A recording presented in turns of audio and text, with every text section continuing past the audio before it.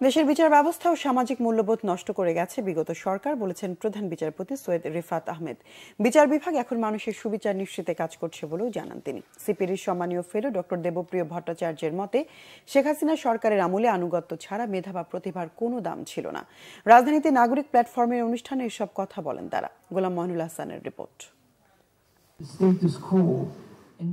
টেকসই উন্নয়নে সমাজের প্রান্তিক মানুষের অর্থনৈতিক মূলধারা অন্তর্ভুক্ত করার নাগরিক প্ল্যাটফর্মের দুদিনের আয়োজনে অংশ নেন দেশের বিভিন্ন শ্রেণী পেশার মানুষ। রাজধানীতে বঙ্গবন্ধু আন্তর্জাতিক সম্মেলন কেন্দ্রে উদ্বোধনী অনুষ্ঠানে দেশের বিচার বিভাগ নিয়ে কথা বলেন প্রধান বিচারপতি। এই মুহূর্তে আমরা এক ধ্বংসস্তূপের উপর দাঁড়িয়ে আছি। বিগত বছরগুলোতে বিচার প্রক্রিয়ায় আমাদের বিচারবোধ ও ন্যায় বিচারের মূল্যবোধকে বিনষ্ট ও বিকৃত করা হয়েছে।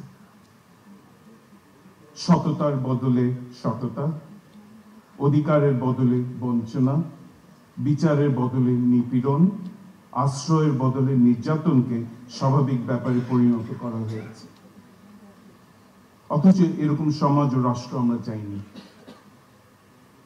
এই ধ্বংসস্তূপে দাঁড়িয়ে আমাদেরকে নতুন করে যাত্রা শুরু করতে হবে।